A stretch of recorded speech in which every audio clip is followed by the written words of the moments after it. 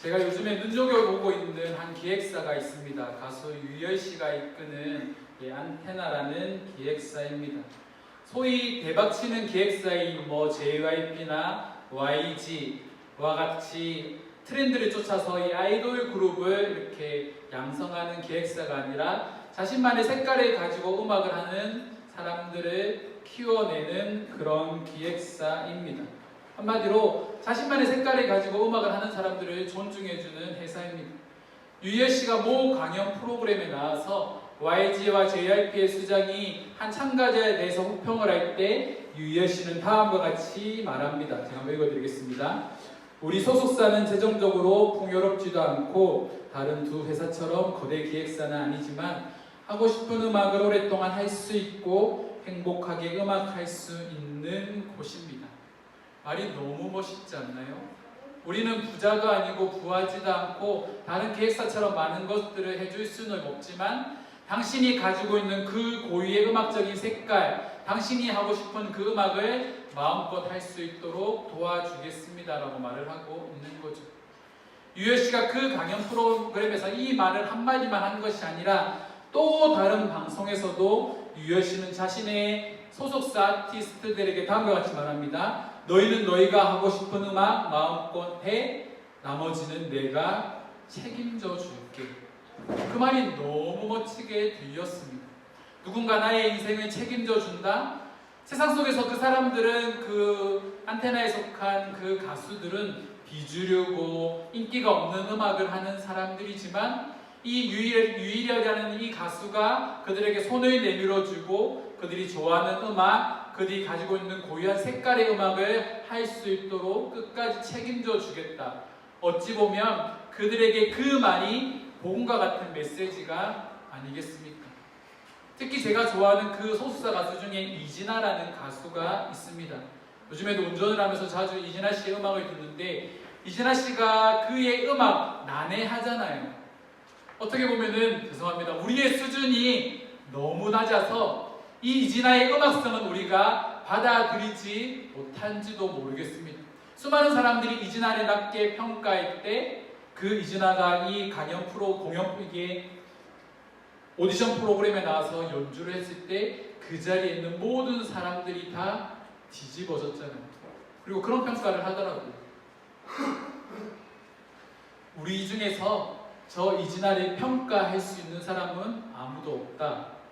저 사람이 우리보다 더 잘하는데 우리가 어떻게 더 잘하는 사람을 평가할 수 있을까? 하지만 이진아가 자신의 색깔이 아닌 다른 색깔로 덧입혀진다면 아마 행복하지 않은 음악 생활을 할 것 같습니다.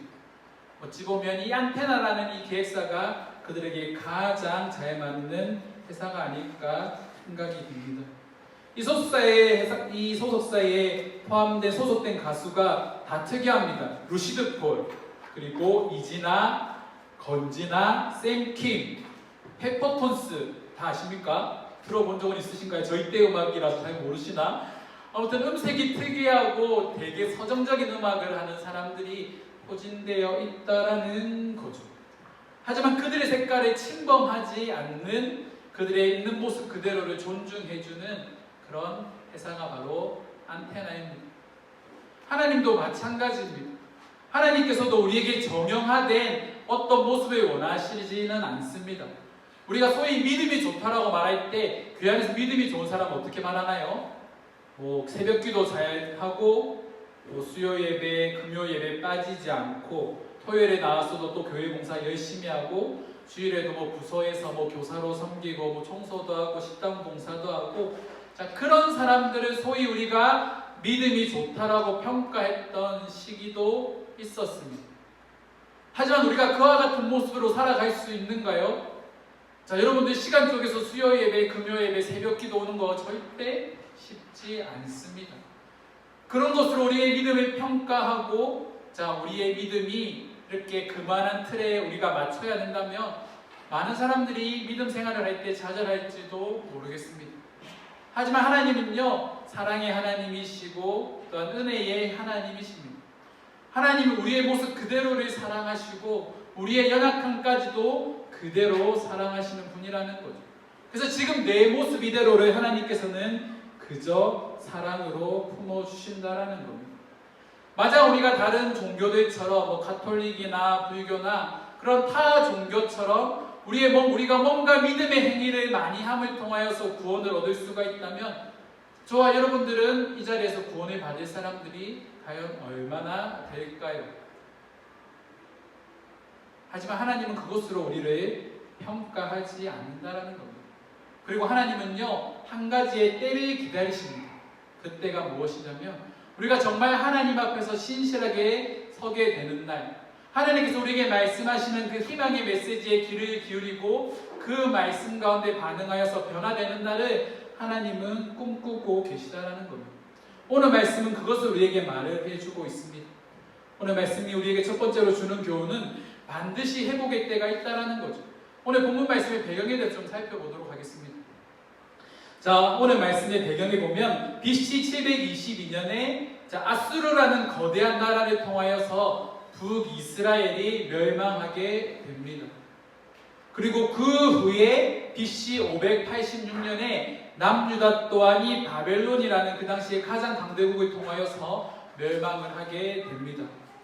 이 두 나라가 멸망하게 된 가장 큰 이유가 뭘까요? 첫 번째로 그들은요, 하나님을 경외하지 않았습니다. 그리고 두 번째로 그들은 이방인들이 섬기는 우상 문화에 철저하게 물들어 갔습니다. 북이스라엘이 멸망하는 모습을 먼저 남유다가 봤다면 저와 여러분은 어떻게 해야 될까요? 회개를 하든가 돌이키든가 그들과 같지 않도록 더 노력해야 되는데 이 남유다도 이 북이스라엘과 다르지 않은 그 길을 그대로 걸어갔다라는 거죠. 멸망의 길로 걸어갔다라는 겁니다.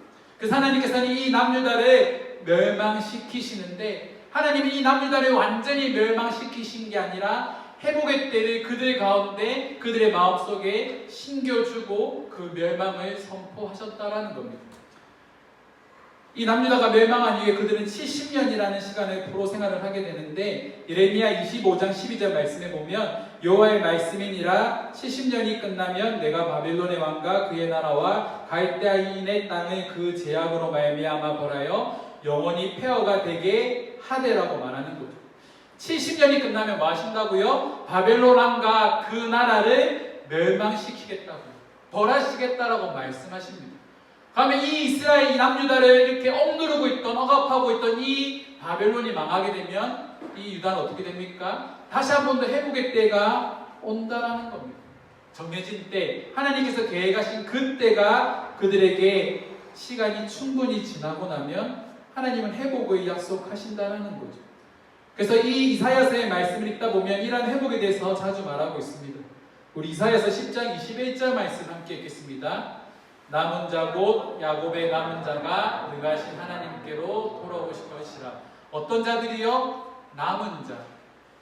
하나님은 이사야의 말씀을 통하여서 이 남은 자에 대해서 계속해서 얘기를 하십니다. 남은 자들을 통하여 회복시키실 것이다. 자, 남아있는 그 구루터기를 통하여서 회복시키실 것이다 라고 하나님은 계속적으로 말씀을 하시는 거죠. 하나님은 이스라엘이 이 남유다가 완전히 멸망하는 것을 원하시는 것이 아니라 그들이 지었던 이 죄의 문제가 완전히 해결되어졌을 때 그들이 하나님께 통회하고 회개하고 하나님 앞에 무릎 꿇는 그때가 오면 하나님은 그들을 회복시키시겠다고 말씀하시는 겁니다. 그리고 오늘 말씀에 그때가 다가왔음을 말을 하고 있는 거죠. 우리 이사야서 40장 1절과 2절 말씀도 함께 읽어보겠습니다. 너희의 하나님이 이르시되 너희는 위로하라 내 백성을 위로하라 너희는 예루살렘의 마음에 닿도록 말하며 그것에게 외치라 너희에게 때가 끝났고 그 제약이 사함을 받았느니라 그의 모든 죄로 말미암아 여호와의 벌을 배나 받았느니라 할지니라 하시니라. 자, 너희의 하나님이 뭐 하시되 너희는 위로하라라고 말씀하십니다. 절망 가운데 있는 이 남유다를 향하여서 하나님은 위로하라고 말씀하시는 거죠. 그리고 그 다음에 어떤 표현을 쓰시냐면 내 백성이라는 표현을 쓰십니다. 이사야서의 말씀을 읽다 보면 하나님은 유다를 향하여서 두 가지의 호칭을 사용하십니다. 첫 번째가 내 백성, 그리고 두 번째가 이 백성이라는 표현입니다. 내 백성이라는 표현을 사용할 때는 하나님께서 언약과 관련해서 말씀하실 때 내 백성이라는 표현을 사용하는 겁니다. 뭐 그렇게 소위 말하면 사랑하는 내 백성, 내가 선택한 내 백성이라는 의미로 사용되어지는 거죠. 하지만 이 백성이라는 표현을 사용할 때는 하나님께서는 이스라엘을 징계하실 때 이 표현을 사용하신다라는 겁니다. 그러면 지금은 내 백성이라고 말을 하고 있다라는 것은 하나님께서는 이제 이들을 용서하시고 자신의 백성으로 회복시키신다라는 걸 말씀하시는 거죠. 우리도 보통 이런 표현들 쓰지 않나요? 저도 이렇게 화가 나면 딱 한마디 합니다. 제가 평소에 화를 잘 내지 않지 않습니까? 네, 화를 그냥 뭐 적당히 내긴 하겠지만 그렇게 화를 내지 않는데 저를 오랫동안 봐온 청년들은 알 겁니다. 제가 진짜로 화가 나면 사용하는 두 가지 표현이 있습니다. 첫 번째가 뭐냐면 제가 이 마라고 말을 하는 순간 제 이 화가 절정에 이르렀다는 뜻이거든요. 네, 그래서 제가 이 마라고 하는 순간에 여러분들은 경계해야 됩니다. 그리고 마에서 조금 더 화가 나서 이게 절제가 안 될 때 하는 표현이 있습니다. 응가히 해라. 이게 제가 사용하는 최고의 화가남의 표현입니다. 하지만 평소에 제가 이런 말을 사용하나요? 제가 영환이한테 옛날에 말을 참 많이 했긴 했지만 영환아, 우리 사랑하는 영환아 잘하고 있다 그런 표현들을 더 많이 사용하다가 순간 화가 나면 뭐랍니까? 이렇게 하지 않겠나요? 하나님도 마찬가지인 거예요.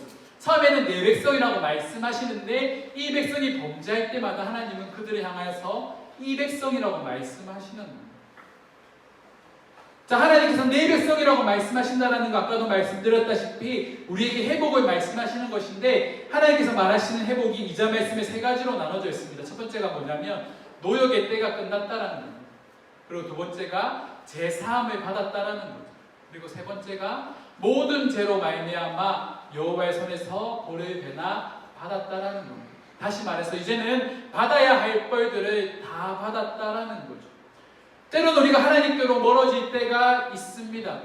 우리가 하나님으로부터 멀어져서 하나님을 외면하고 살아갈 때가 있습니다. 근데 그때마다 우리에게 좋지 않은 일들, 우리가 세상에 휩쓸려서 세상의 문화를 쫓아가는 그런 모습들을 우리 모습 속에서 심심치 않게 발견할 수가 있습니다. 근데 참 이상한 것은 우리가 하나님으로부터 멀어질 때마다 나도 모르게 뭔가 내가 무너지는 것 같고 제 가운데 살아가는 그런 죄책감들을 느낄 때가 있다라는 거죠. 여러분 그런 경험들 없으십니까? 처음에는 세상을 향해서 나아갈 때 교회를 멀리하고 예배도 참석하지 않고 그렇게 세상 가운데 마음껏 누리며 살아갈 때 처음에는 너무나도 평화롭고 재밌고 즐거운데 어느 순간 시간이 지나면 그것이 죄책감으로 다가오기 시작을 하고 어느 순간 시간이 지나면 그것조차도 무뎌져서 아무런 감정도 아무런 느낌도 없게 되는 그런 것들을 여러분들 한 번쯤은 경험하셨을 겁니다. 우리가 지난주 말씀을 통해서 악인들의 특징에 대해서 살펴보지 않았나요? 악인들의 특징이 뭡니까? 그들은 하나님의 말씀에 귀를 기울이지 않고 자기 소견에 옳은 대로 행한다라는 겁니다. 우리 안에 내 스스로 나의 소견에 옳은 대로 행하는 모습들이 있다고 한다면 그때가 우리가 돌아서야 할 때인 거죠. 오늘 본문 말씀은요 우리에게 두 가지 회복에 대해서 말을 하고 있습니다. 첫 번째는 현재적인 회복이고요, 두 번째는 미래적인 회복입니다. 현재적인 회복은 그 당시에 이 포로 생활이 끝이 나는, 그리고 그들이 이제는 참된 자유를 누리게 되는 그런 물리적인 회복이 바로 현재의 회복입니다. 하나님께서 이 포로 생활을 마무리하게 하시고 다시 한 번 더 예루살렘 성을 건축하시면서 이 이스라엘 백성들이 다시 한 번 더 예배 공동체를 회복할 수 있는 그 시간이 얼마 남지 않았다라는 걸 이 이스라엘을 통해서 말을 하고 있고, 그리고 최종적으로 우리에게 주어지는 미래의 회복은 오늘 이사야서의 말씀을 통하여서 장차 오실 예수 그리스도를 통한 완전한 회복에 대해서 오늘 말씀하고 있다라는 겁니다. 우리는 그 회복을 꿈꿔야 한다라는 거죠. 여러분들에게 한 가지 질문을 던져볼까요? 여러분들 예배 드리는 게 즐겁습니까? 세상에서 노는 게 즐겁습니까? 뭐가 즐겁나요? 예배 드리는 게 즐겁습니까? 네, 여러분들 표정을 보십시오. 이게 지금 즐거운 표정인지. 딱 봐도 세상에서 노는 게 더 재밌습니다. 저도 요즘에 헬스 진짜 재밌거든요. 어제 설교 준비하다가 또 10시에 가서 또 1시간 반 정도 또 운동하고 왔고요. 그 앞에도 또 10시에 가서 12시까지 또 운동하고 왔습니다. 이번 주는 성적이 좋습니다. 이번 주는 거의 다 갔거든요. 왜 갈까요? 너무 재밌습니다. 재밌으니까 계속 끌리게 되는 거죠. 그런데요, 책 읽고 예배 자리 나오는 거 그렇게 크게 재밌진 않습니다. 저는 목사고 책을 계속 달고 살아야 되는데 책을 읽는 게 그렇게 재밌진 않거든요. 근데 끝까지 어떻게든 엉덩이 붙이고 앉아 있으려고 해도 딴짓하고 딴 거 찾아보고 그렇게 하는 게 우리의 연약한 모습이라는 거죠. 하지만 그런 우리의 모습 속에서 우리가 해야 될 것, 우리가 고백해야 될 것이 있는데 바로 그와 같은 고백이라는 겁니다. 세상은 너무나도 재밌고 화려한데 그 화려함 속에서 우리가 고백해야 되는 그 예수 그리스도는 너무나도 소박하고 우리가 드리는 예배는요 너무나도 보잘것없어 보인다는 겁니다. 마태복음 16장에 보면 이와 비슷한 상황이 이렇게 표현되어져 있습니다. 가이사랴 빌립보라는 지방에 갔을 때 예수님께서 제자들에게 물어보시는 거죠. 너희는 나를 누구라 하느냐? 이 가이사랴 빌립보 지방은요 당시 이방 신전이 가득한 우상 숭배로 유명한 곳입니다. 사방이 신전입니다. 뭐 오른쪽으로 봐도 신전, 왼쪽에도 봐도 신전, 사방팔방이 다 신전이죠. 근데 그 신전의 뒤로 한 채 예수님께서 방금 사막을 이렇게 걸어오셨고 발에는 꼬질꼬질하게 흙이 다 묻어있고 예수님의 옷은 정말 볼품없는 초라한 옷을 입고 예수님께서 그런 모습을 한 상태로 제자들에게 물어보십니다. 너희는 나를 누구라 하느냐? 그런 이방 신전의 그 신들과 비교했을 때 예수님의 모습은 너무나도 초라하고 보잘것이 없는데 예수님은 그 가운데 우리의 믿음을 고백하도록 요구하신다라는 거죠. 심지어 성경에서도 예수님에 대해서 다음과 같이 말합니다. 이사야서 53장 2절 말씀에 보면 그는 주 앞에서 자라나기를 연한 순 같고 마른 땅에서 나온 뿌리 같아서 고운 모양도 없고 풍채도 없은즉 우리가 보기에 흠모할 만한 아름다운 것이 없도다. 한마디로 말하면 보잘것없다라는 겁니다. 볼품이 없다라는 겁니다. 사람들의 매력을 끌 수 있는 외형적인 것들은 아무것도 가지신 분이 아니라는 겁니다. 하지만 우리는 그분을 주로 그리스도로 고백하고 있는 거죠. 우리가 세상의 그 화려함 속에서 우리가 고백해야 되는 그 예수가 참으로 소박하고 볼품없지만 우리는 그 예수가 우리의 유일한 희망의 노래 되시고 우리의 유일한 구원자가 되심을 고백할 수 있어야 한다라는 겁니다. 여러분 그 예수를 세상 가운데 고백할 수 있으시겠습니까? 우리가 그 예수를 고백할 수 있도록 하나님은 우리를 부르신다라는 거죠. 우리 이사야서 40장 3절 말씀을 함께 읽어보겠습니다. 외치는 자의 소리여 이르되 너희는 광야에서 여호와의 길을 예비하라. 사막에서 우리 하나님의 대로를 평탄하게 하라. 또 이 말씀에도 역설이 있습니다. 희망의 메시지가 선포되어지고 있는데 희망의 메시지가 선포되어지는 곳이 광야입니다. 광야는 죽음의 땅이고 절망의 땅인 거죠. 이 광야로 나오는 사람이 어떤 사람들일까요? 세상 가운데 부족한 것 없는 사람들이 광야로 나오겠습니까? 많은 것들을 누리고 있는 사람들이 광야로 나올까요? 그렇지 않습니다. 뭔가 마음이 무너지고 삶이 무너지고 아무런 소망이 없는 자들이 나오는 것이 바로 광야라는 거죠. 우리도 수많은 광야를 경험하고 있습니다. 직장 생활을 하면서도 광야를 경험할 수 있고요. 가정에서도 광야를 경험할 수 있고 사람들과의 관계에서 수많은 광야들을 우리가 경험할 수가 있습니다. 하지만 그 광야에서 외치는 자의 소리가 분명히 있다라는 겁니다. 절망이고 죽음이라고 생각하는 곳으로 그 광야로 우리가 나아갔는데 그곳에 우리가 생각지도 않은 희망의 메시지가 선포되어지고 있는 거죠. 광야에 외치는 자의 소리로 우리를 향하여 외치시는 그 소리가 지금도 울리고 있다라는 겁니다.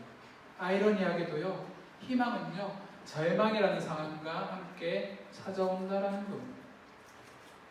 우리가 꽃길을 걸어갈 때, 우리가 희망 가득 찬 삶을 살아갈 때 하나님께서 우리에게 찾아오는 것이 아니라 우리가 하나님의 음성을 들을 수 있는 광야 같은 삶 속에서 하나님은 우리에게 찾아오신다라는 겁니다. 마태복음 5장 말씀에 보면 예수님께서 선포하시는 그 8가지 복이 있지 않습니까? 그 복의 내용들을 보면 신분의 문제로, 경제적인 문제로, 사회적 편견의 문제로 절망 가운데 살아가던 그 사람들에게 예수님께서는 8가지 복을 선포하고 계시다는 거죠. 심령이 가난한 자는 뭐하다고요? 복이 있나니 그들이 하나님을 볼 것이다. 어떻게 심령이 가난한 자가 복이 있습니까? 의에 줄이고 목마른 자가 복이 있다라고 말을 합니다. 의를 위하여 핍박을 받는 자가 복이 있다고 말합니다. 온통 역설투성인 거죠. 모순입니다. 세상 사람들이 봤을 때 도저히 이해할 수 없는 그런 이야기인데 그 모든 사람들이 하나님은 축복이라고 말을 하고 있습니다. 왜 축복일까요? 그때야 비로소 우리가 하나님의 말씀을 들을 수 있기 때문입니다. 어쩌면 이와 같은 희망의 메시지가 우리는 참 많이 필요한 시대를 살아가고 있는 것 같습니다. 지금 전 세계가요 광야와 같은 삶을 살아가고 있습니다. 수많은 사람들이 절망 가운데 살아가고 있고 수많은 사람들이 낙심하는 가운데 살아가고 있습니다. 사람들을 만날 때 제일 많이 듣는 말이 목사님 너무 힘듭니다라는 그런 표현들이고요. 목사님 삶의 소망이 점점 사라져갑니다라는 그런 표현입니다. 심지어 목숨을 끊는 사람들도 우리 주위에 너무 많이 생기고 아무도 그들에게 도움의 손길을 베풀지 않아서 그들이 스스로 더 깊은 절망으로 빠져가는 사람들도 우리 주위에 너무나도 많이 있다라는 겁니다. 그 강야의 삶을 살아가고 있는 사람들에게 우리가 전해야 될 메시지가 무엇일까요? 그래도 예수 그리스도가 당신을 사랑하십니다라는 그런 희망의 메시지입니다. 먼저 우리가 그 메시지에 귀를 기울였으면 좋겠습니다. 어떤 상황 속에서도 하나님이 나를 사랑하신다라는 그 음성의 말이죠. 하나님의 음성은요 때로는 화려하지 않습니다. 깊은 울림이 있거나 눈에 띄는 그런 메시지로 우리에게 다가오지 않을 때도 있습니다. 하지만 우리의 심령을 울리는 그 메시지가 지금 내 안에서도 동일하게 말씀하고 계시다라는 거죠. 세밀한 음성으로 우리에게 말씀하시는, 우리가 강야라는 자리에 나아가서 주변에 아무것도 없고 절망이라는 곳에 휩싸여 있을 때 그때 우리가 귀를 기울여야지만 들을 수 있는 그 세미한 음성으로 우리에게 말씀하시는 하나님의 그 음성, 우리가 그 음성을 들을 수 있는 준비가 되어 있어야 한다는 겁니다. 그러기 위해서 우리 자신이 때로는 강야로 나아갈 필요가 있다는 거죠. 그리고 우리는 그 강야 속에서 우리의 길을 인도하시는 하나님을 보게 될 것입니다. 4절 말씀에 보면 그런 고백을 하죠. 골짜기마다 도두어지며 산마다 언덕마다 낮아지며 고르지 않은 곳이 평탄하게 되며 험한 곳이 평지가 될 것이다. 하나님이 모든 길들을, 모든 대로들을 평탄하게 만드신다는 겁니다.